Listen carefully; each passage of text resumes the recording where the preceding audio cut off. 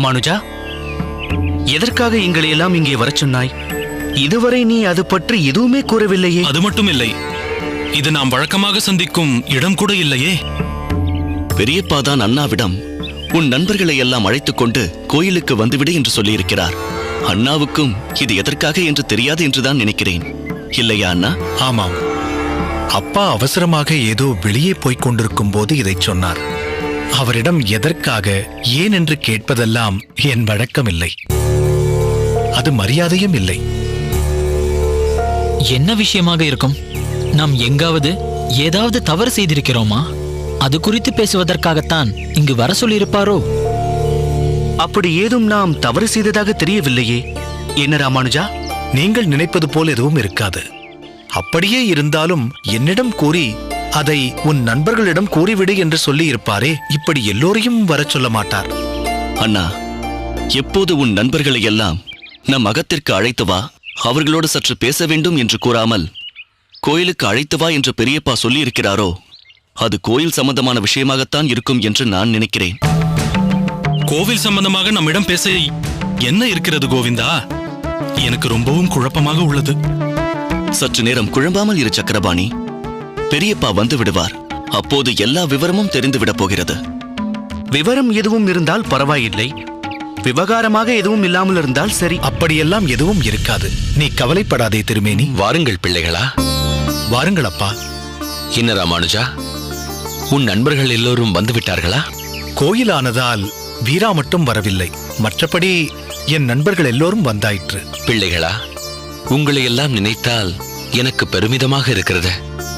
ராமானுஜனின் எண்ணங்களுக்கு நீங்கள் வடிவம் கொடுக்கிறீர்கள். அவன் சீர்திருத்தம் ஒன்று செய்ய நினைத்தால் உடனே அவனுக்கு தோள் கொடுக்கிறீர்கள். ஒன்றாக திட்டமிட்டு நன்றாக செயல்படுகிறீர்கள். இதையெல்லாம் நான் கவனித்து வந்திருக்கிறேன். அதனால்தான் இன்று உங்களையெல்லாம் கூட்டி உங்களிடம் ஒரு உதவி கேட்கலாம் என்றிருக்கிறேன். உதவியா? தாங்கள் எங்களிடம் கேட்கப் போகிறீர்களா? விந்தையாக இருக்கிறதே பெரியப்பா. வாழ்க்கையில் பழுத்த அனுபவமும் ஆன்மீகம் பற்றி ஆழ்ந்த அறிவும் கொண்ட தாங்கள் எங்கே? வாழ்க்கை எனும் ஏணியின் முதல் படியில் காலை வைத்திருக்கும் நாங்கள் எங்கே? பொறுமை பொறுமை. உங்களால் என்ன முடியும் என்பதை நான் நன்கு அறிவேன். நீங்கள் உங்கள் நற்பணியின் மூலம் சற்றே உயர்ந்த நிலைக்கு போயிருக்கிறீர்கள். மேலும் உங்களை அடுத்த நிலைக்கு உயர்த்த வேண்டும் என்பது என்னவா? சொல்லுங்கள் அப்பா, இப்போது நாங்கள் என்ன செய்ய வேண்டும்? உங்களுக்கு தெரியும், நான் கோவில் நிர்வாக பொறுப்பை ஏற்றுக்கொண்டிருக்கிறேன் என்பது. ஆரம்ப கட்டமாக நான் ஒரு யோசனை வைத்திருக்கிறேன். கோவிலின் பராமரிப்பு முழுவதையும் சம்பளம் வாங்கும் பணியாளர்களிடத்தில் ஒப்படைப்பதில் ஒரு சிறு பின்னடைவு உண்டு.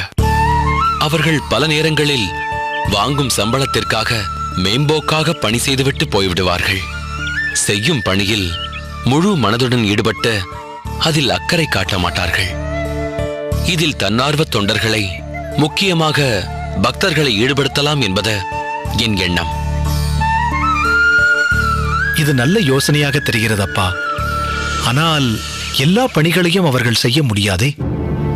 உதாரணத்திற்கு, ஒரு கோயில் குளத்தை தூர்வாருவது என்றால் அதில் பயிற்சி பெற்ற தொழிலாளர்கள் மட்டுமே அதை செய்ய முடியும். கோவில் மதில் சுவருக்கு வெள்ளை அடிப்பது போன்றவற்றையும் அதையே தொழிலாக கொண்டவர்கள்தான் செய்ய முடியும். மிகவும் சரி. ஆனால் கூலி தொழிலாளர்கள் செய்யும் பணியை தன்னார்வ தொண்டர்களோ பக்தர்களோ மேற்பார்வை செய்யலாம் அல்லவா? தொழிலாளர்கள் சரியாக செய்யாத பணியை சுட்டிக்காட்டி அதை சரியாக செய்யும்படி கூறலாம் அல்லவா? இப்போது புரிந்துவிட்டது சுவாமி. இது போன்று மேற்பார்வை பார்க்கும் பணியை எங்களிடம் ஒப்படைக்கலாம் என்று நினைக்கிறீர்கள், சரிதானே? இல்லையா? இல்லை, இது சற்றே உடல் உழைப்பு சம்பந்தப்பட்டது. உங்களைப் போன்ற இளைஞர்கள் செய்ய வேண்டிய பணி. மேற்பார்வை பார்ப்பதற்கு வயது முதிர்ந்தவர்களை தேர்ந்தெடுத்துக் கொள்ளலாம். நீங்கள் எல்லோரும் சேர்ந்து முதலில் கோவில் பிரகாரத்தையும் பிறகு உட்புறங்களையும் சுத்தம் செய்ய வேண்டும்.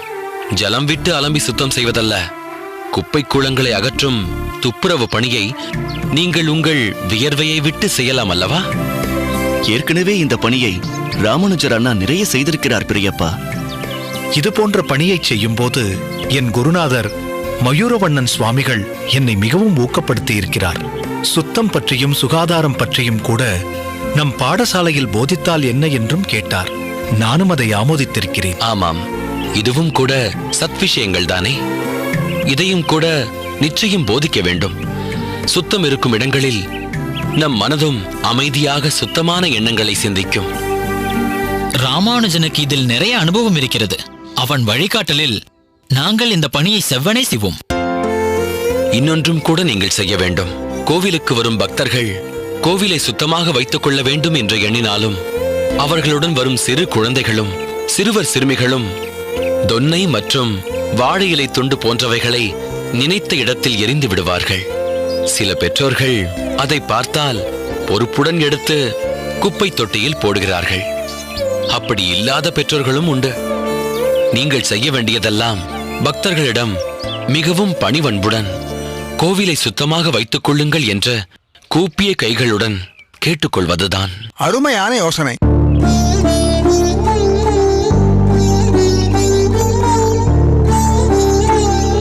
வாருங்கள் சுவாமிகளே, தாங்களும் இவ்வளவு நேரம் எங்களுடன் இருந்திருந்தால் நன்றாக இருந்திருக்கும். உங்கள் யோசனையையும் கேட்டிருக்கலாம். நான் என்ன பெரிதாக யோசனை சொல்லிவிடப் போகிறேன். தாங்கள் இப்போது கூறியது மிக அருமையான யோசனை. கோயில் துப்புரவாக காட்சியளிப்பதற்கு இதைவிட ஒரு நல்ல யோசனை இருக்க முடியாது. மேலும் இந்த பணியை செய்ய தாங்கள் இளைஞர்களை தேர்வு செய்திருக்கின்றீர்களே, அதுவே உங்கள் தொலைநோக்கு பார்வைக்கு ஒரு அத்தாட்சி. இளைஞர்களே இந்த தேசத்தை முன்னின்று நடத்தப் போகிறவர்கள். ராமானுஜா, உன் நண்பர்களோடு நீ செய்ய போகும் இந்த சீரிய பணி நிச்சயம் சிறப்பாக நடக்கும். இதில் மட்டுமல்ல, ஒவ்வொன்றிலும் நீ உன் தந்தையைப் போல் சிறப்பாக விளங்கப் போகிறாய் என்பது திண்ணம். அனைத்துக்கும் தங்கள் ஆசீர்வாதம் எங்களுக்கு வேண்டும். என் ஆசீர்வாதம் உங்களுக்கு என்றும் உண்டு. அதற்கும் மேலாக உன் தந்தையின் ஆசீர்வாதமும் ஆதிகேசவனின் அருட்பார்வையும் என்றும் உன்னை சிறப்புற வைக்கும் என்பதில் கிஞ்சித்தும் ஐயமில்லை ராமானுஜா. சரி குழந்தைகளே, நான் கூறிய விஷயத்தை மனதில் வையுங்கள். நாளை முதல் கோவில் துப்புரவு பணியை தொடங்குங்கள். நாளை எதற்கப்பா? இன்றே தொடங்குகிறோம். நல்ல விஷயங்களை அன்றே செய்வதுதானே சாலச் சிறந்தது. என்ன நண்பர்களே, இன்றே தொடங்கலாம் அல்லவா? தாராளமாக. சரி, வாருங்கள்.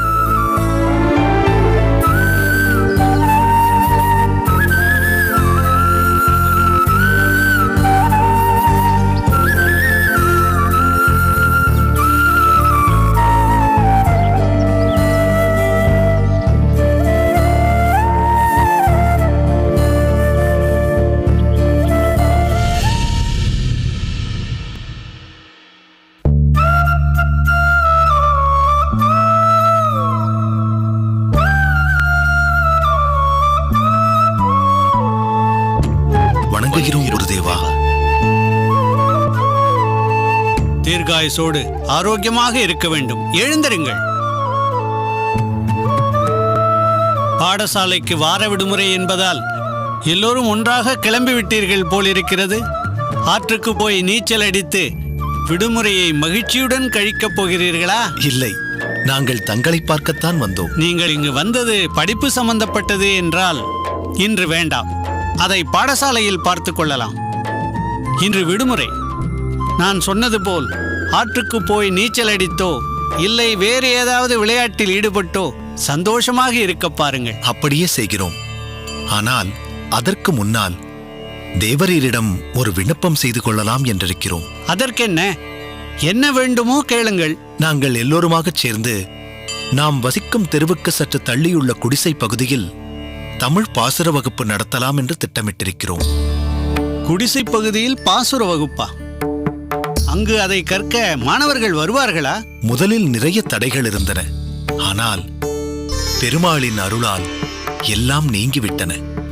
பாசுரங்களின் அருமை பெருமைகளை அவர்களுக்கு புரிய வைக்க நிறைய நேரமும் பொறுமையும் தேவைப்பட்டன. இப்போது அவர்கள் நன்றாக புரிந்து கொண்டு விட்டார்களா? புரிந்து கொண்டு அங்கு வகுப்பு நடத்த சிறிதாக ஒரு குடில் அமைக்கவும் கூட உதவி செய்தார்கள். நாளை முதல் அந்த குடிலில்தான் வகுப்பை தொடங்கலாம் என்றிருக்கிறோம். வாரத்தில் எங்களுக்கு கிடைக்கும் 2 விடுமுறை நாட்களையும் பாசுர வகுப்பிற்காக ஒதுக்கி வைத்திருக்கிறோம். ஆஹா, சமுதாயத்தின் மீது நீ கொண்டிருக்கும் அக்கறைதான் என்ன? அதற்கு உறுதுணையாக உனக்கு கிடைத்திருக்கும் இந்த நண்பர்கள்தான் என்ன? உங்கள் வயது வாலிபர்கள். விடுமுறை என்றாலே துள்ளி குதித்து பொழுதுபோக்கிலும் விளையாட்டிலும் நாளை கழிக்கையில் உன்னதமான ஒரு பணியில் உங்களை ஈடுபடுத்திக் கொள்கிறீர்களே, என்ன ஒரு அற்புதமான சிந்தனை இது! தான் கற்ற கல்வி பிறரையும் சென்றடைய வேண்டும், கல்வி பயனை அவர்களும் அனுபவிக்க வேண்டும் என்ற எண்ணம் எத்தனை சிரேஷ்டமானது! இறைக்க இறைக்க சுரக்கும் கிணறு போன்றது கல்வி. கொடுக்க கொடுக்க வளர்ந்து கொண்டே போவது கல்வி செல்வம். இதனை நீங்கள் நன்கு புரிந்து கொண்டிருக்கிறீர்கள். உங்களை நினைத்து நான் மிகவும் பெருமைப்படுகிறேன். நன்றி குருதேவா. எங்கள் விண்ணப்பம் என்ன என்று தேவரீரிடம் நாங்கள் இன்னும் தெரிவிக்கவில்லையே. அதை தாங்கள் நிறைவேற்றினால் நாங்கள் இன்னும் பூரித்துப் போவோம். அப்படியா? நான் என்ன செய்ய வேண்டும் என்று சொல்லுங்கள். நாளை எங்களின் ஆச்சாரியரான தேவரீர்தான் அந்த குடிலை திறந்து வைக்க வேண்டும்.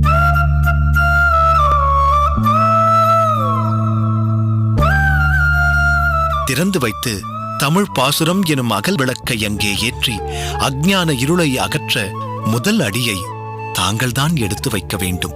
ஆச்சாரியரை மெய்சிலிர்க்க வைத்த என் அருமை மாணவர்கள் நீங்கள். ஒரு ஆசிரியன் தன் பிள்ளை தனக்கு செய்யும் கைங்கரியங்களை விட தன் மாணவன் அவன் கற்ற கல்வியின் வழியே அவனுக்கு கொடுக்கும் அந்தஸ்தையும் மரியாதையையும் தான் மிக உயர்வாக நினைக்கிறான். அப்படிப்பட்ட அந்தஸ்தையும் கௌரவத்தையும் நீங்கள் இப்பொழுது எனக்கு அளித்திருக்கிறீர்கள். குடிலை திறந்து வைப்பதை பற்றி தேவரீர் என்ன திருவுளம் கொண்டிருக்கிறீர் என்று அறியலாமா? தாங்கள் இந்த அடியவர்களின் அழைப்பை மறுக்க மாட்டீர்கள் என்று நம்புகிறோம். நாளை தேவரீருக்கு மற்றேதேனும் பணிகள் இருக்கும் பட்சத்தில் விடியற்காலையில் நாங்கள் தங்கள் இல்லத்துக்கே வந்து தங்களின் மேலான ஆசீர்வாதத்தை பெற்றுச் செல்கிறோம். இதைவிட சிரேஷ்டமான பணி வேறேதேனும் உண்டா என்ன? என் மாணவர்களின் மத்தியில் இருப்பதையே என் வாழ்க்கையின் மகிழ்ச்சியான தருணங்களாக உணர்கிறேன். மிக்க நன்றி. நன்றி குருநாதா. ராமானுஜா, அடியேன். உன் தந்தை கோவில் நிர்வாகப் பொறுப்பை ஏற்றுக்கொண்ட பின் உங்களையெல்லாம் கோவில் துப்புரவு பணிகளில் ஈடுபடுத்தி இருக்கிறார் என்று அறிந்தேன். ஆம் சுவாமி. இளைஞர்களாகிய நீங்கள்தான் தேசத்தின் முதுகெலும்பு என்பதை அவர் நன்கு உணர்ந்திருக்கிறார். உங்கள் பணி அங்கு சீராக நடக்கிறதல்லவா? நடக்கிறது சுவாமி. அன்று நான் சுத்தம் பற்றியும் சுகாதாரம் பற்றியும் கூட நம் பாட வகுப்பில் சேர்த்து கொண்டால் என்ன என்று கேட்டது நினைவில் இருக்கிறதா? ஆம் சுவாமி, நினைவிருக்கிறது. நீங்கள் தொடங்கப் போகும் பாசுர வகுப்பில் இதை ஏன் பாடமுறையில் சேர்த்துக் கொள்ளக்கூடாது? ஏன் நீங்கள் இதற்கு முன்னோடியாக இருக்கக்கூடாது? முக்கியமாக ஏழை மக்கள் வாழும் குடிசை பகுதியில் அவர்கள் சுத்தத்திற்கு முதலிடம் கொடுப்பதில்லை. அது அவர்களின் தவறல்ல. வறுமையில் வாடும்போது அந்த வறுமையிலிருந்து விடுபட என்ன வழி என்பதே அவர்களின் தலையாய எண்ணங்களாய், அதுவே அவர்களின் மனதில் முழுமையாய் ஆக்கிரமித்திருக்கும். அதனால் அவர்கள் இதை பற்றி சிந்திப்பதில்லை. சிந்திக்க வைப்போம். தங்களின் சிரேஷ்டமான ஆசிர்வாதத்தோடு சுத்தமும் அது அளிக்கும் சுகாதாரம் பற்றியும் கூட பாசுரங்களோடு போதிக்கத் தொடங்குகிறோம் குருநாதா. மிகவும் நன்று. நீங்கள் செய்யும் இந்த நற்காரியம் பெருமாளின் மனதிற்கு உகந்த ஒன்றாகும். கடந்து செல்லும் மேகங்கள் அழித்துச் செல்லும் சிறு தூறல் என் ஆசீர்வாதம் என்றால், பயிர் தழைக்க வரும் பெருமழை அந்த பெருமாளின் ஆசீர்வாதம். அவனின் கருணா கடாட்சம் உங்களுக்கு இருக்கையில் உங்கள் பணி சீரும் சிறப்புமாக நடக்கும் என்பதில் ஐயமே இல்லை. நன்றி குருதேவா. சரி, நாளை நான் நிச்சயம் வருகிறேன். நாளை தேவரீர் இல்லத்திற்கு வந்து நானும் திருமேனியும் தங்களை அழைத்துச் செல்கிறோம். நன்று, நான் சித்தமாக இருக்கிறேன். சரி, இது தொடர்பாக உங்களுக்கு நிறைய பணிகள் இருக்கும். நீங்கள் சென்று அதை கவனியுங்கள். நாளை நாம் சந்திப்போம். வருகிறோம் குருதேவா.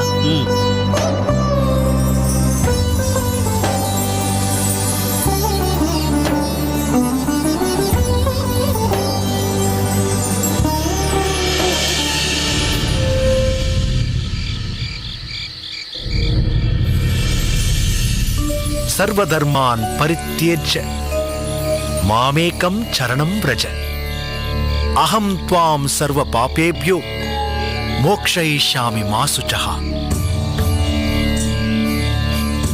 எவன் ஒருவன் எல்லா தர்மங்களையும் துறந்துவிட்டு என்னை மட்டுமே சரணாகதி அடைகிறானோ அவன் எந்த குலத்தில் பிறந்திருந்தாலும் அவன் எப்பேற்பட்ட பாவ செயல்களை புரிந்தவனாக இருந்தாலும் நான் அவனை அனைத்து பாவங்களிலிருந்தும் விடுவித்து அவனுக்கு மோட்சத்தை கொடுக்கிறேன், பயப்படாதே என்று கண்ணன் கூறுகிறான். சரணாகதி தத்துவத்தை இந்த ஸ்லோகம் வலியுறுத்துவதாக நாம் எடுத்துக்கொள்ளலாமா அண்ணா?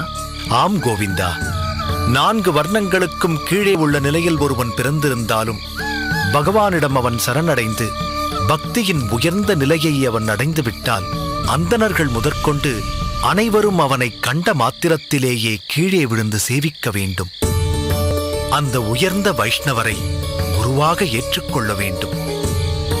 எனவே குலத்தை இறைவன் என்றும் பார்ப்பதில்லை, சரணாகதி என்ற குணத்தை மட்டுமே பார்க்கிறான். ராமானுஜா,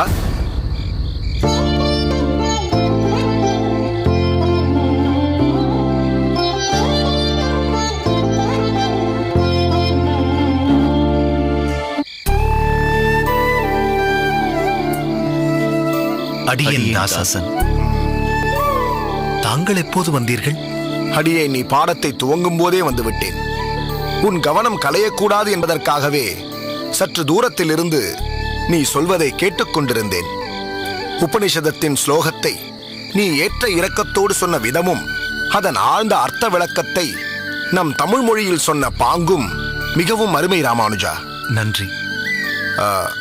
ஆமாம், இந்த பிள்ளை என் சித்தி பிள்ளை கோவிந்தன். அடியேன் சுவாமி. ஆமாம், உன் தந்தை அடியனிடம் சொல்லி இருக்கிறார். இவன் பெற்றோர்கள் மதுரமங்கலத்தில் இருக்கிறார்கள். என்னோடுதான் இருப்பேன், என்னுடன் தான் படிப்பேன் என்று பிடிவாதமாக அங்கிருந்து இங்கு வந்து விட்டான். அப்படியா கோவிந்தா? அடியனுக்கு எல்லாமே ராமானுஜன் அண்ணன் தான். இவர் இல்லை என்றால் எப்படி படித்திருப்பேன் என்று இப்போது நினைத்தாலும் எனக்கு வியப்பாக இருக்கிறது. ராமானுஜன் ஒரு தனி பிறவி. சிறு குழந்தையாய் அவனை அடியேன் முதலில் கையில் ஏந்திய போது என் மேனி சிலிர்த்து போயிற்று. காரிருளில் உலகம் தடுமாறிக் கொண்டிருக்கும் போது ஒளி கொடுக்கும் சூரியனாய் இவன் திகழப் போகிறான் என்று என் உள்மனது அன்றே சொல்லிற்று. இவன் தாய் காந்திமதி தாயார் ஆச்சார அனுஷ்டானங்களில் மிகுந்த பற்று கொண்டவர். அவரின் வயிற்றில் இவன் உதித்த அன்றே அவர் மாறத் தொடங்கிவிட்டார். ஓ, பெரியம்மாவுக்கு ஆச்சார அனுஷ்டானங்களில் மிகுந்த ஈடுபாடு இருந்ததோ? ஆமாம் கோவிந்தா, இன்று நீ பார்க்கும் பெரியம்மா அன்று அப்படி இல்லை, மிகவும் கண்டிப்புடன் இருப்பார். ராமானுஜன் பிறந்த பிறகுதான் காந்திமதி தாயாரிடத்தில் மிகுந்த மாற்றங்கள் ஏற்பட்டிருக்கின்றன. இந்த சமுதாயத்தில் மாற்றங்களை நிகழ்த்த வேண்டும் என்று விரும்பும் அடியேனின் அம்மாவை மாற்றவில்லை என்றால் எப்படி? ஆனால் அம்மாவுக்கு மிகவும் பெருந்தன்மையான மனது. பிள்ளை சொல்வதை நாம் என்ன கேட்பது என்று ஒருபோதும் நினைக்க மாட்டார்கள். என் வாதங்களை நான் முன்னெடுத்து வைக்கும்போது அதை சீர்தூக்கி பார்க்கும் பக்குவம் அவர்களிடத்தில் இருந்தது. அப்படி பக்குவம் இல்லாதவர்களை கூட உன் திறமையான பேச்சு மாற்றிவிடும் ராமானுஜா, அதில் எந்த சந்தேகமும் இல்லை. சிலர் ஆச்சார அனுஷ்டானங்களில் மட்டுமே நாட்டம் உள்ளவர்களாய் சக மனிதனின் மீது அக்கறை இல்லாதவர்களாய் இருப்பார்கள். நீ அப்படி இல்லை. சம்பிரதாயத்தின் மீது நாட்டம் கொண்ட உனக்கு இந்த சமுதாயத்தின் மீதும் அக்கறை இருக்கிறது. உன் ஆசிரியன் போற்றும் மாணவனாய் நீ திகழ்கிறாய். வாழ்க்கையில் தாழ்ந்திருக்கும் மக்களுக்கு பாசுர வகுப்பெடுத்து அவர்களையும் நன்னெறிப்படுத்த பாடுபடுகிறாய். உள்ளத்தில் என்றும் உயர்ந்த எண்ணத்தை மட்டுமே தேக்கி வைத்துக் கொண்டு அதை நோக்கியே உன் பயணம் இருப்பது அடியேனுக்கு மட்டற்ற மகிழ்ச்சியை தருகிறது. தங்களின் தன்னடக்கத்திற்கும் தங்களின் பகவத் கைங்கரியத்திற்கும் முன்னால் அடியேன் செய்வதெல்லாம் ஒன்றுமே இல்லை சுவாமி. அப்படி இல்லை ராமானுஜா, அடியேனைப் போல கைங்கரியம் செய்பவர்கள் நிறைய பேர் இருக்கிறார்கள். ஆனால் உன் கைங்கரியம் மக்களை நல்வழிப்படுத்தி அனைவரையும் உயர்த்துவதாக இருக்கிறது. சமுதாய பிரஜை உனக்கு அதிகம் ராமானுஜா. தாங்கள் சொல்வதெல்லாம் உண்மையிலேயே எனக்கு இருந்தால் திருக்கட்சி நம்பிகளிடம் நற்சான்றிதழ் வாங்கியதில் அடியேன் பெருமிதம் கொள்வேன். அதோடு சுவாமி, நிழல் போன்று என்னுடனே இருக்கும் கோவிந்தனையும் தாங்கள் ஆசிர்வதிக்க வேண்டும். என் அருகாமை அவனிடம் என்றும் உயர்ந்த சிந்தனைகளை தோற்றுவிக்க வேண்டும். அதை பற்றி நீ கவலை கொள்ள வேண்டாம் ராமானுஜா. நிச்சயம் கோவிந்தனும் உன்னை போன்ற மனோபாவத்துடனேயே இருப்பார். இன்னொன்று, உன்னையே நினைத்துக் கொண்டு உன்னாலேயே வடிவமைக்கப்பட்ட உன் இன்னொரு நண்பனையும் நீ மறந்துவிடக் கூடாது. தாங்கள் யாரை குறிப்பிடுகிறீர்கள் சுவாமி? கூரேசன்.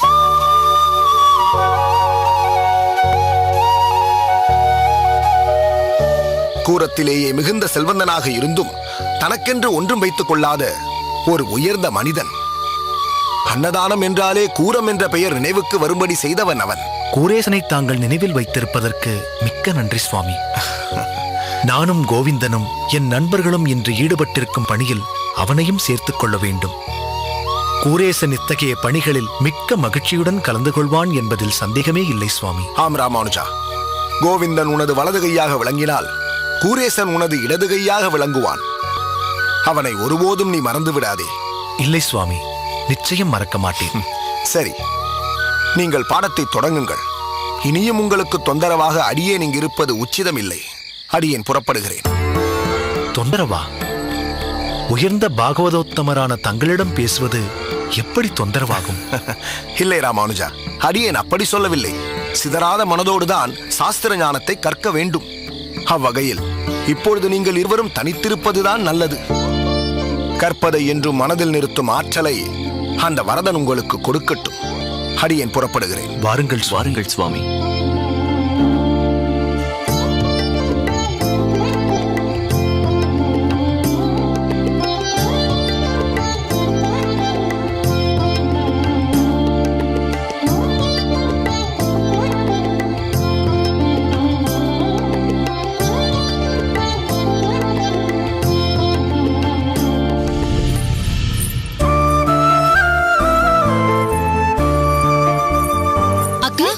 என்னடி, நீ துவைத்து பிழிந்து போட்டிருந்த துணிகளை எல்லாம் புழக்கடையிலேயே கொடியில் உலர்த்தி விட்டேன். அடுத்து என்ன செய்ய வேண்டும்? உன் அத்திம்பேர் எங்கே என்று தேட வேண்டும். என்னக்கா சொல்கிறாய்? பின்ன என்ன, உன் அத்திம்பேரிடம் ஒரு முக்கியமான விஷயத்தை கேட்க வேண்டும். நல்ல சமயத்தில் கண்ணிலேயே படமாட்டார். எங்கேதான் போனாரோ? என்னக்கா நீ? அத்திம்பேரும் என் அகத்துக்காரரும் தான் எங்கோ வெளியில் போனார்களே, நீ கவனிக்கவில்லையா? சரிதான், வெளியே போய்விட்டாரா? ராமானுஜன் பிறந்த நாளைக்கு புது வேஷ்டியும் உத்திரியமும் வாங்கி வைத்திருக்கிறேன். இதை கொண்டு போய் பூஜை உள்ளில் பெருமாள் திருவடியில் வையுங்கள் என்று சொல்லியிருந்தேன். அதையும் மறந்து விட்டாரா? நல்ல வேளை, சற்றென்று ஞாபகம் வந்தது, செய்து விட்டேன். ஒருவேளை அத்திம்பேரும் செய்து விட்டாரோ என்னவோ? சரியாக பார்த்தாயா? அதை பார்க்காமலா பெரிய பிராட்டி நான் சொல்லிக் கொண்டிருக்கிறேன். சரி, மோர்க்குழம்பை அடுப்பிலிருந்து இறக்கி வைத்து விட்டேன். நீ அதில் கொத்தமல்லி சேர்ப்பாயா மாட்டாயா? எங்கள் அகத்தில் சேர்ப்போம், என் மாமியாருக்கும் பிடிக்கும். கறிவேப்பிலை சேர்த்தாயோ இல்லையோ? போதும், கொத்துமல்லி சேர்க்க வேண்டாம். அது என்னவோ கோவிந்தனுக்கு பிடிப்பதே இல்லை. என்ன பெரியம்மா, அம்மாதான் மோர் குழம்புக்கு கொத்துமல்லி சேர்க்கிறாள் என்று பார்த்தால் நீயுமா என்று முகத்தை சுளிப்பான். என்ன பெரிய பிராட்டி, இன்று உன் அக்காவின் பேச்சில் தலிகை மனம் வீசுகிறதே. அதை விடுங்கள். நீங்களும் அத்திம்பேரும் இருவருமாக எங்கே போய்விட்டீர்கள்? அக்கா உங்களை தேடு தேடு என்று தேடிக் கொண்டிருக்கிறாள். நீ சொல்ல வேண்டியதுதானே, இன்ன இடத்திற்கு போயிருக்கிறார்கள், இதோ வந்து விடுவார்கள் என்று. இன்ன இடமா? சரிதான், எந்த இடத்திற்கு போனீர்கள் என்று எனக்கு எப்படி தெரியும்? அடடா, மதுரமங்கலத்தை விட இங்கே ஸ்ரீபெரும்புத்தூரில் தான் பெரிய கடை இருக்கிறது, இங்கேயே வாங்கிக் கொள்ளலாம் என்று நீதானே சொன்னாய். அதுதான் சட்டக்கரையும் கூட அழைத்து சென்று வாங்கி கொண்டு வந்தேன். இரு, இதை உள்ளே வைத்து விட்டு வந்து விடுகிறேன். இந்த புதிய வேஷ்டி உத்திரியத்தை பெருமாள் திருவடியில் வைக்க சொன்னேன். நீங்கள் அதை வைக்கவில்லை போலிருக்கிறது. மறந்து விட்டேன். சரி, நீ வைத்து விட்டாயா? இப்போதுதான் வைத்தேன். நல்லது. அமுதா மாமி, பாட்டி, முக்கியமாய் தஞ்சாம்பாள் இவர்களை எல்லாம் கூப்பிடவில்லையா? சரிதான், போன வாரம் யாரோ தெரிந்தவர்கள் திருமலைக்கு போனார்கள். அவர்கள் மூலம் அண்ணாவையும் மன்னியையும் உன் பிறந்த நாளைக்கு வரச் சொல்லலாம் என்றிருக்கிறேன் என்றேன். அதற்கே அப்படியெல்லாம் பிறந்த நாளை பெரிதாக கொண்டாட தேவையில்லை, அதெல்லாம் ஒன்றும் வேண்டாம் என்று சொல்லிவிட்டான் உங்கள் அருமை மகன் ராமானுஜன். நான் இன்னும் இவர்களை எல்லாம் கூப்பிட்டால் அவனுக்கு பிடிக்கவே பிடிக்காது. என்ன, ராமானுஜனும் கோவிந்தனும் அகத்திற்கு வந்து விட்டார்களா? இல்லை, வரும் நேரம்தான். வாருங்க, இப்பொழுதுதான் உன் சித்தி நீங்கள் வரும் நேரம்தான் என்று சொல்லிக் கொண்டிருந்தாள். எங்கே போயிருந்தீர்கள்? கோவிலுக்கு. கோயிலில் இன்று என்ன பிரசாதம்? சர்க்கரை பொங்கலா, வெண்பொங்கலா, இல்லை வெறும் சுண்டலா? கோவிலுக்கு போனீர்களே, பெருமாளை சேவித்தீர்களா என்றுதான் எல்லோரும் கேட்பார்கள். உங்களுக்கு மட்டும் எப்படித்தான் பிரசாதம் ஞாபகம் வருகிறதோ. அப்பா, சித்தப்பா, எல்லோரும் சேர்ந்து நில்லுங்கள், சேவிக்கிறேன்.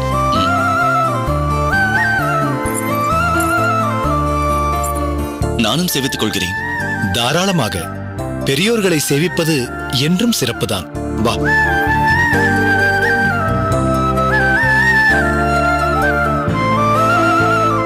என்றும் இப்படி ஒற்றுமையுடன் இருப்பீர்களாக. தீர்காயுசோடு இருங்கள். எழுந்திரியுங்கள். ராமானுஜா, எங்கள் பிறந்த நாள் பரிசு. சோமியாஜிகளே, அந்த தட்டை இப்படி கொடுங்கள். ராமானுஜா, இதையும் பெற்றுக்கொள். இது எங்கள் பிறந்தநாள் பரிசு.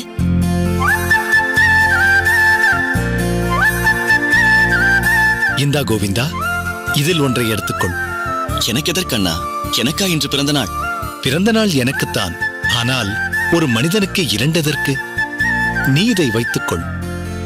இப்போதுதானே நாம் இருவரும் ஒற்றுமையாக இருக்க வேண்டும் என்று அப்பா வாழ்த்தினார். இது அதற்கு அடையாளம். பெற்றுக்கொள். சரி, இருவரும் சென்று புது வேஷ்டியையும் உத்திரியத்தையும் அணிந்து வாருங்கள். சரி அப்பா. வா கோவிந்தா.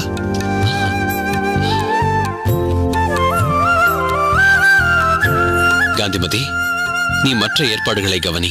சரி சுவாமி. பெரிய பிராட்டி, வா. சோமியாஜிகளே, இன்னும் 2 மாதங்களில் கோவிந்தனுக்கும் பிறந்த நாள் வருகிறது. நீங்கள் எல்லோரும் அன்று மதுரமங்கலத்திற்கு வந்துவிட வேண்டும். அதற்கென்ன, பேஷாக முதல் நாளே வந்து விடுகிறோம். முதல் நாளா? ஏன், பிறந்த நாள் அன்று வந்தால் போதுமே என்கிறீரா? நீங்கள் வேறு. 2 நாட்கள் முன்னதாகவே எழுந்தருளும் என்கிறேன்.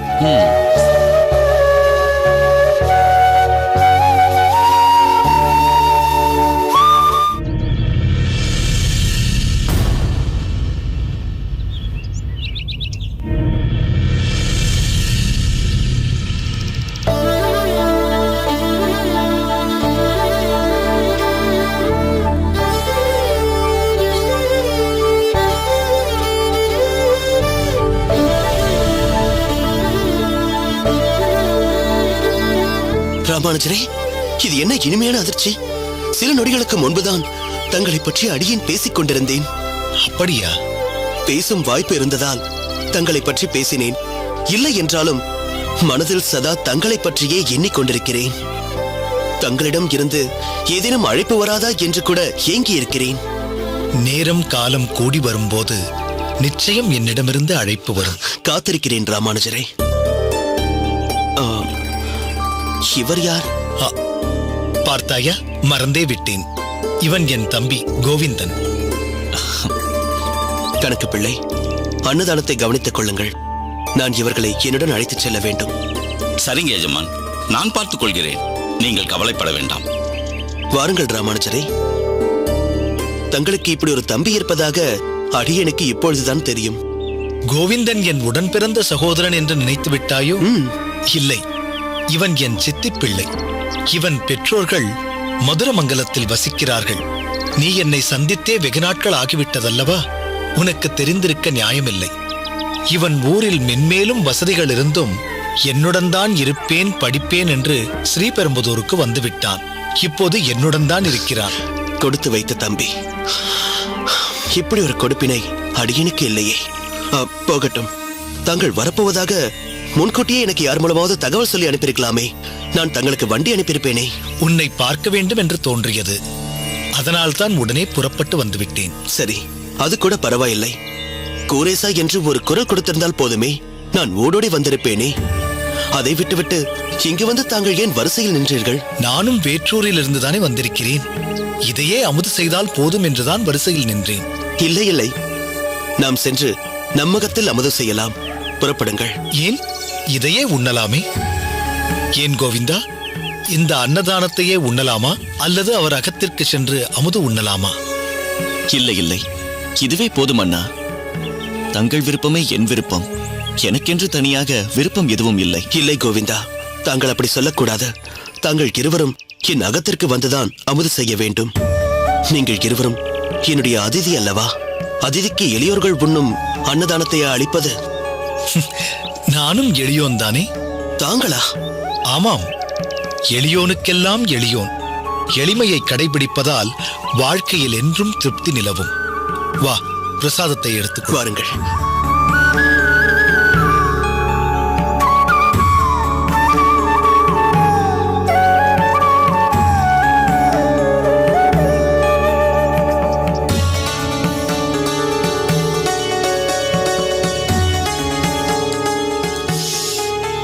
அற்புதம் கூரேசா.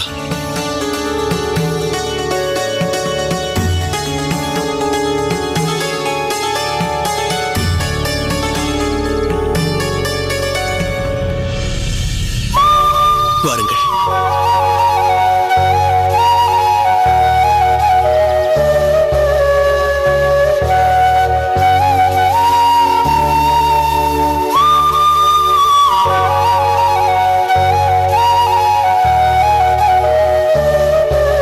குரேசா, உன் நகம் மிகவும் அழகாக இருக்கிறது. நான் சென்ற முறை வந்தபோது இதை பார்க்கவில்லை. அனைத்தும் ஆதிகேசவ பெருமாளின் கருணை. வாருங்கள். அண்ணா, இவர்கள் மிகப்பெரிய செல்வந்தர்கள் என்று சொன்னீர்கள் அல்லவா? செல்வந்தர்கள் என்ற சொல்லுக்கே இலக்கணம் இவர்கள்தான். கூரேசன் அமுது செய்வது எதில் தெரியுமா? ஒரு தங்க வட்டிலில். அப்படியா? இந்த கூரத்தில் பாதி நிலம் இவர்களுடையதுதான். இருந்தும் மமதையோ அதிகாரப் போக்கோ சிறிது கூட இல்லை. பெரும் செல்வந்தர்கள் இவர்களைப் போன்ற நற்குணங்களுடன் இருப்பது அரிதிலும் அரிது. பண்ணையில் விளையும் பொருட்களை சிறிதளவே தங்களுக்கு வைத்துக் கொண்டு மீதியை பண்ணை ஆட்களுக்கு பிரித்துக் கொடுத்து விடுவார்கள். இவர்கள் நினைத்தால் செல்வத்தை சேர்த்துக் கொண்டே போகலாம். இதை போன்ற மாளிகைகளை கட்டிக்கொண்டே போகலாம். ஆனால் அவர்களுக்கு அதில் கிஞ்சித்தும் விருப்பமில்லை.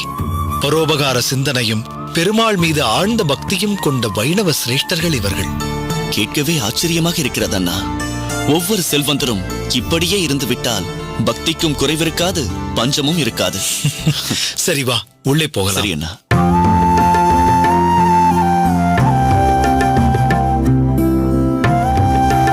தீர்த்தம் அருந்துங்கள்.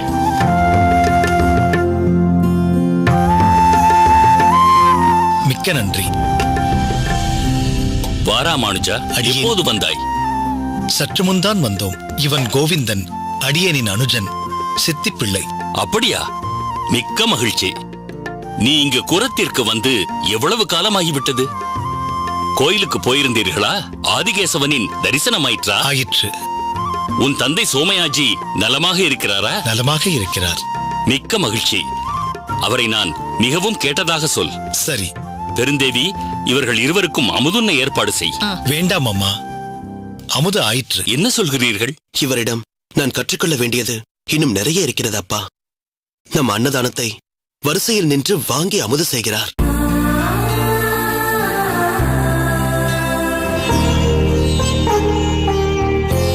வேண்டாம், அகத்திற்கு வாருங்கள், அங்கே அமுது செய்யலாம். இது எளியோர்களுக்கு கொடுக்கும் பிரசாதம் என்றால் நான் எளியோனுக்கெல்லாம் எளியோன் என்கிறார். கோவிந்தனும் அண்ணனின் அடியொற்றி நடப்பவர் அப்பா. அண்ணனின் வார்த்தையை மீறி ஒரு காரியமும் செய்ய விரும்புவதில்லை. ஆனாலும் ஸ்ரீபெரும்புதூரிலிருந்து இவ்வளவு தூரம் கூரேசனை சந்திக்க வந்துவிட்டு நம்மகத்தில் நீங்கள் அமுது செய்யவில்லையே என்று எனக்கு சிறிது வருத்தம்தான். பரவாயில்லை. இன்னும் எத்தனையோ முறை நான் கூரேசனை பார்க்க இங்கு வரப்போகிறேன். அப்போது உண்டால் போயிற்று. சரி. கூரேசா, அவர்கள் போகும்போது ஊருக்கு நடந்து செல்ல வேண்டாம். நம் வண்டியில் அவர்களை அனுப்பி வை. ஊர் எல்லை வரை நீயும் கூட சென்று அவர்களை வழி அனுப்ப வேண்டும். அதுதான் முறை. ஆகட்டும் அம்மா. ராமானுஜா, நான் ஒன்று கேள்விப்பட்டேனே. உங்கள் ஊர் குடிசை பகுதியில் ஏதோ தமிழ் பாசுரங்களை அங்கே உள்ள மக்களுக்கு போதிப்பதாக அறிந்தேனே. அப்படியா? இது பற்றி தாங்கள் என்னிடம் கூறவே இல்லையே. அதற்கான சந்தர்ப்பம் வாய்க்கவில்லை, அவ்வளவுதான். என்ன ராமானுஜா, அதற்கு மாணாக்கர்கள் வருகிறார்களா? வருகிறார்கள். பாசுரங்களை கற்றுக்கொள்வதிலும் அதன் அர்த்தங்களை தெரிந்து கொள்வதிலும் நிரம்ப ஆர்வம் காட்டுகிறார்கள். அவர்களுக்கு இதிலெல்லாம் ஆர்வம் இருக்காதோ என்று நாம் தான் இத்தனை காலம் ஒதுங்கி இருந்தோமோ என்று தோன்றுகிறது. இருக்கலாம். யாராவது முயற்சி எடுத்து பார்த்தால்தானே தெரியும். உன் முயற்சி பலனளித்திருக்கிறது. என்ன கோவிந்தா, நீயும் அண்ணனுடன் வகுப்பிற்கு போவாயா? தவறாமல் போவேன். சில நேரங்களில் என்னை பாசுரம் போதிக்க சொல்லிவிட்டு அதை கவனித்துக் கொண்டிருப்பார். இந்த முறை மார்கழி மாதம் விடியற்காலை ஆண்டாளின் திருப்பாவையை குடிசை பகுதியில் அப்பகுதி மாணவர்களுடன் சேர்ந்து நாம சங்கீர்த்தனம் செய்வதாக இருக்கிறோம். நல்ல யோசனை. கோரேசா, நாம் நம் தமிழ் மறையான இப்பாசுரங்களை இங்கே கூரத்திலும் கற்றுக் கொடுத்தால் என்ன? கற்றுக் கொடுக்கலாம். ஆனால் அதற்கு தங்களை போன்ற நல்ல ஆசான்கள் இங்கு இல்லையே. அது பற்றி கவலை கொள்ள வேண்டாம். இந்த தமிழ் பாசுரங்களையும் அதன் மகத்துவத்தையும் மக்களை அறிய வைக்க வேண்டியதே என் தலையாய பணியாக நினைக்கிறேன். இதற்காக மாதத்திற்கு 2 முறை நானோ கோவிந்தனோ அல்லது இருவருமோ இங்கு வர தயாராக இருக்கின்றோம். உனக்கும் தமிழ் பாசுரத்தை பாடமாக எடுக்கும் நுணுக்கத்தை கற்றுத் தருகிறேன். பிறகு யாருடைய துணையும் இல்லாமல் நீயே பாசுர வகுப்பை எடுக்கலாம். ஆஹா, இந்த சிறு வயதிலேயே இது எப்பேற்பட்ட அர்ப்பணிப்பு! குரேசா, ராமானுஜனை நீ நண்பனாக பெற்றது நீ பெற்ற பெரும் பாக்கியம். ராமானுஜனை நீ உறுதியாக பற்றிக்கொள். அவனிடமிருந்து நற்பண்புகளையும் சத் விஷயங்களையும் இன்னும் நன்றாக கற்றுக்கொள். அவன் சொன்னது போல் இங்கும் பாசுர வகுப்பு துவங்க ஆவண செய். நிச்சயம் செய்கிறேன் அப்பா. ராமானுஜா, கோவிந்தா, நீங்கள் எங்கள் அகத்திற்கு வந்தது எங்களுக்கு மிகவும் மகிழ்ச்சி. கூரத்தில் பாசுர வகுப்பு நடத்த ஏற்பாடு செய்யுங்கள். பாசுர வகுப்புக்காக இல்லை என்றாலும் அவ்வப்போது இங்கு வந்து செல்லுங்கள். நிச்சயம் வருகிறேன் சுவாமி. சரி, நீங்கள் பேசிக் கொண்டிருங்கள். இப்போது உடனே புறப்பட வேண்டாம். சற்று வெயில் தாழ்ந்த பின் புறப்படலாம். சரி. குரேசா, நான் சொன்னது நினைவில் இருக்கிறதா? நன்றாக நினைவிருக்கிறது அம்மா. அவர்களை வண்டியிலேயே அனுப்பி வைக்கிறேன். நீ கவலைப்படாதே பெருந்தேவி, அவையெல்லாம் கூரேசன் செவ்வனவே செய்வான். நீ வா. சரி, வாருங்கள். நாம் அடியனின் அறைக்கு சென்று சற்று ஓய்வெடுத்துக் கொள்வோம். அப்படியே சில ஸ்லோகங்களுக்கு அடியனுக்கு விளக்கம் தேவைப்படுகிறது. அந்த விளக்கத்தையும் தாங்கள் எனக்கு சொல்லி அருள வேண்டும். நிச்சயம் கூறுகிறேன். வாருங்கள்.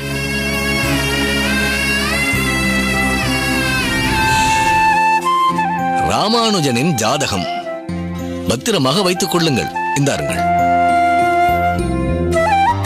எல்லாம் நல்லபடியாக நடக்கும்.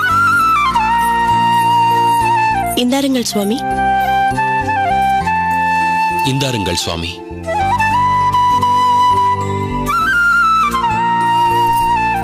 நல்லது. சுபஸ்ய சீக்கிரம். நான் வருகிறேன். சரி சுவாமி.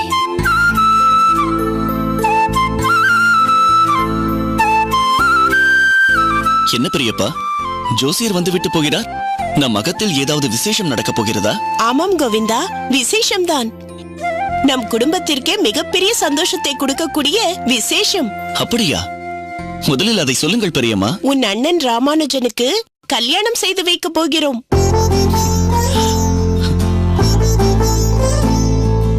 அதற்காகத்தான் ஜோசியரை அழைத்து அவனுடைய ஜாதகத்தை காண்பித்தோம். அவர் என்ன சொன்னார்? ராமானுஜனுக்கு கல்யாண யோகம் கூடியிருக்கிறது என்று சொன்னார். அப்பாடா, இப்போதுதான் என் மனதிற்கு நிம்மதியாக இருக்கிறது. சரி, நீ சென்று ராமானுஜன் எங்க இருந்தாலும் அழைத்துக் கொண்டு வா. சரி பெரியம்மா. ஓடு.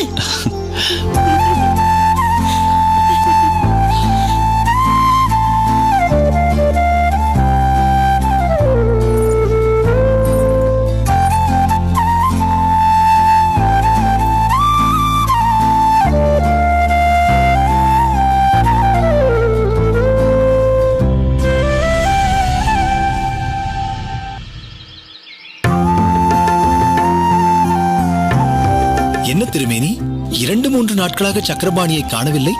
எங்கேனும் ஊருக்கு போயிருக்கிறானா? இல்லை இல்லை, ஊரில் தான் இருக்கிறான். பிறகு ஏன் இங்கு வரவில்லை? சரிதான், நீ இன்னும் அவனை பழைய சக்கரபாணியாக நினைத்துக் கொண்டிருக்கிறாயா? ஏன், அவன் பழைய சக்கரபாணி தானே? அதுதான் இல்லை. பழைய சக்கரபாணி பிரம்மச்சாரி சக்கரபாணி. மொக்கணாங்கயிறு போடாத காளை. இப்போதைய புதிய சக்கரபாணி பாணி கிரகணம் முடிந்த மோக்கணாங்கயிறு போட்ட குடும்பஸ்தன். இருக்கட்டும், அதனால் இங்கு வரக்கூடாது என்று ஏதாவது இருக்கிறதா என்ன? சரிதான், மோக்கணாங்கயிறை பிடித்து இழுத்தால் காளை நிற்கிறது அல்லவா? அதே போல் சக்கரபாணியின் மோக்கணாங்கயிறை பிடித்து இழுக்க இப்போது ஆள் இருக்கிறதே. அவர்கள் பிடித்து இழுத்து வைத்திருக்கிறார்கள். ஆமாம் ராமானுஜா, திருமேனி சொல்வது ஓரளவு சரிதான். அவனுடைய மச்சினர் ஊரிலிருந்து வந்திருக்கிறார். மாப்பிள்ளை தங்கையை எப்படி வைத்து காப்பாற்றப் போகிறார் என்ற கவலை அவருக்கு. அதனால் சக்கரபாணியை எங்கெங்கோ அழைத்துக் கொண்டு போய் யாரிடமெல்லாமோ அறிமுகப்படுத்தி வைத்துக் கொண்டிருக்கிறார். நிரந்தரமான சம்பாத்தியத்திற்கு ஏதாவது வழி செய்து கொள்ள வேண்டும் இல்லையா? அது மட்டும் தானா, அகத்துக்கு வேண்டிய காய்கறிகள் மற்ற பொருட்களை எல்லாம் அவ்வப்போது வாங்கிக் கொண்டு வருவதற்கே அவனுக்கு நேரம் சரியாக போய்விடுகிறது. இங்கே வருவதற்கு அவனுக்கு எங்கே நேரம்? மொத்தத்தில் குடும்ப பாரம் அவனை அழுத்தத் தொடங்கிவிட்டது என்கிறாய். ஆமாம். பாவம், இன்னும் குழந்தை குட்டி என்றாகிவிட்டால் நம் பக்கம் திரும்பிக் கூட பார்க்க மாட்டான் போலிருக்கிறது. சந்தேகமே வேண்டாம். நம்மை எல்லாம் மறந்தாலும் கூட ஆச்சரியப்படுவதற்கு ஒன்றுமில்லை. ஆனால் சாரங்கனும் குடும்பஸ்தன் தானே? அவன் எப்போதும் நம்மோடுதானே இருந்து கொண்டிருக்கிறான். என்ன சாரங்கா, உனக்கு மட்டும் இது எப்படி சாத்தியமாகிறது? அதுவா, என் அகத்துக்காரிக்கு நான் அகத்தில் இல்லை என்றால் தான் கொள்ளை சந்தோஷம். எதற்காக அகத்திலேயே ஆணி அடித்து உட்கார்ந்து கொண்டிருக்கிறீர்கள்? ஆண் பிள்ளையாய் லட்சணமாய் வெளியே சென்று வாருங்கள் என்று விரட்டுவாள். பார்த்தாயா ராமானுஜா, இப்படி இருந்தாலும் சரி அப்படி இருந்தாலும் சரி, சம்சாரி என்று ஆகிவிட்டாலே பிரச்சனைதான்.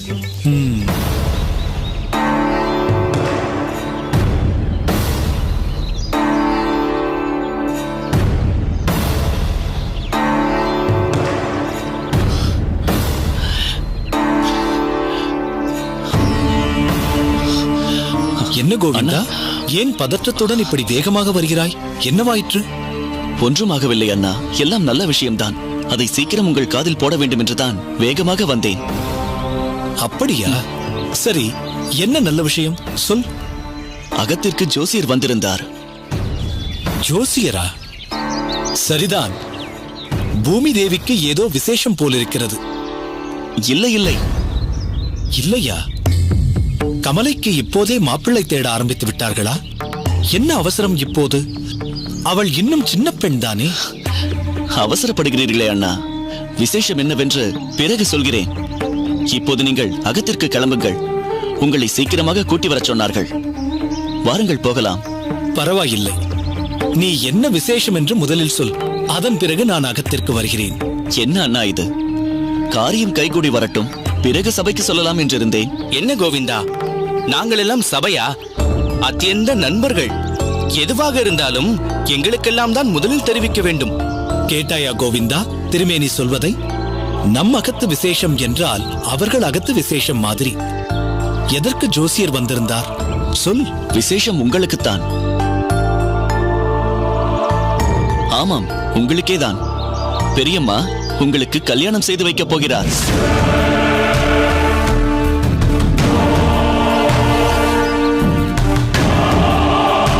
உங்களுக்கு திருமண யோகம் வந்துவிட்டதென்று ஜோசியர் சொல்லிவிட்டாராம். கூடிய சீக்கிரம் உங்களுக்கு திருமணம் தான்.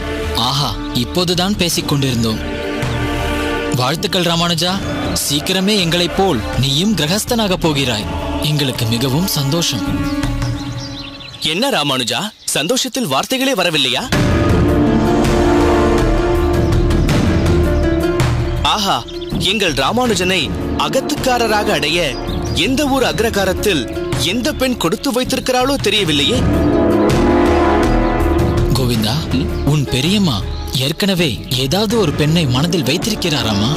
பெண் பார்க்க ஏற்பாடு செய்து விட்டார்களா? அதை பற்றி எல்லாம் எனக்கு தெரியாது. ஆனால் விரைவில் அண்ணாவிற்கு நிச்சயமாக திருமணம் நடக்கும் என்று ஜோசியர் அடித்து சொல்லிவிட்டாராம். அது மட்டும்தான் எனக்கு தெரியும். ராமானுஜா, சாரங்கபாணியும் சக்கரபாணியும் வெறும் கிளைகள் தான். நீ எங்களுக்கெல்லாம் தலைவன் மாதிரி. நீ குடும்பஸ்தனாகி எங்களை எல்லாம் கவனிக்காமல் போய்விடுவாயோ என்று இப்போதே எனக்கு பயம் பற்றிக் கொள்ள ஆரம்பித்து விட்டது. அப்படியெல்லாம் பயப்படாத திருமேனி. ராமானுஜனின் அழகிற்கும் அறிவிற்கும் வரப்போகிறவள் பெட்டி பாம்பாய் அடங்கி விடுவாள். ராமானுஜன் அகத்தில் ராமானுஜன் வைத்ததுதான் சட்டம். என்ன ராமானுஜா? ராமானுஜன் ஏதோ திட்டமெல்லாம் தீட்ட ஆரம்பித்து விட்டான். அதுதான் ஆழ்ந்த சிந்தனை. சரி, நானும் சாரங்கனும் புறப்படுகிறோம். சாரங்கா, வா போகலாம். சீக்கிரமே கல்யாண விருந்தொன்று இருக்கிறது திருமேனி. நண்பர்கள் நாம் எல்லோரும் 3 நாட்கள் முன்னதாகவே போய் கூடாரம் அடித்து தங்கி மூக்கை பிடிக்க அமுது செய்ய வேண்டியதுதான். என்ன சொல்கிறாய் திருமேனி? எனக்கு பரவாயில்லை. நினைத்த மாத்திரத்தில் நினைத்த இடத்துக்கு போய் நினைத்த நாட்கள் தங்கிவிட முடியும். ஆனால் உனக்கும் சக்கரபாணிக்கும் அப்படி கிடையாதே. சகதர்மனியிடம் அனுமதி வாங்க வேண்டுமே. அனுமதி எதற்கு? அவர்களையும் கூட்டிக் கொண்டுதானே ராமானுஜன் கல்யாணத்திற்கு போக போகிறோம். 3 நாட்கள் அகத்தில் தலிகை செய்ய வேண்டாம் என்றால் ஓடோடி வந்து விட மாட்டார்களா? சரி சரி, ராமானுஜன் அகத்திற்கு போகட்டும். நாம் பிறகு வந்து சந்திப்போம். வருகிறோம் ராமானுஜா. அண்ணா வாருங்கள், பெரியம்மா உங்களுக்காக அகத்தில் காத்துக் கொண்டிருப்பார். செல்லலாம். நீ போ கோவிந்தா, நான் சற்று கழித்து வருகிறேன். சரி அண்ணா, சீக்கிரம் வந்து விடுங்கள்.